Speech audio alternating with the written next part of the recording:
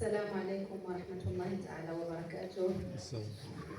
نلتئم في هذه المناسبة الأليمة، يتجدد الألم وتعجز الكلمات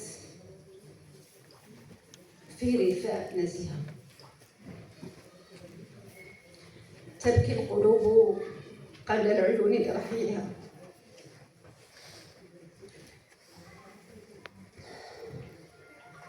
فقدها مر ورحيلها جرح غائر.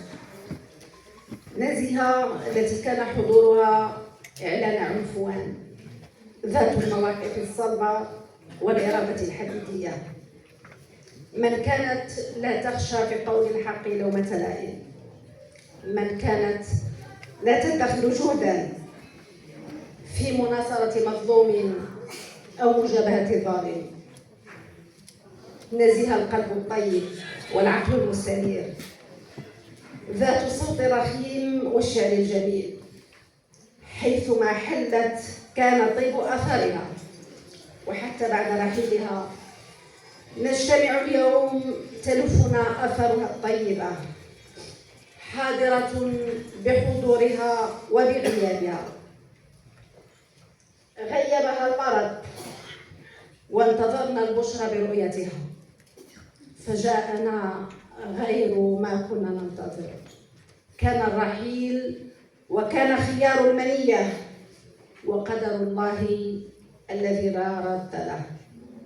تدمع العين وينفطر القلب وتشتد وطأة الفقد، لكن لله في أمره حكمة، وهو الذي جعل الموت أعدل قسمة بين الناس. هو من قال عز من قائل: كل نفس ذائقة الموت وإنما توفون أجوركم يوم القيامة، فمن زحزح عن النار وأدخل الجنة فقد فاز، وما الحياة الدنيا إلا متاع الغرور.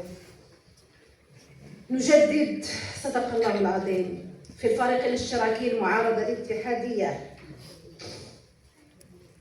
وأمثل الآن باسمي واسم إخواني وأخواتي في الفريق الاشتراكي المعارضة الاتحادية. نجدد تعازينا الحارة لأخينا الحسن بنواري ولأبناء فقيدتنا، لعائلة بنواري ولعائلة أبا كريم. نجدد تعازينا لأصدقائها وصديقاتها، لتلاميذها زملائها، ولكل من أحبها، من اتفق معها ومن اختلف معها ولكن احترمها. لهم نقول: أعظم الله أجركم وأحسن عزاءكم ومن عليكم بالصبر. نجدد دعواتنا لفقيدتنا الغالية، ندعو الله أن يبدلها دارا خيرا من دارها وأهلا خيرا من أهلها، وأن يرحمها ويرحمنا جميعا. والسلام عليكم ورحمة الله.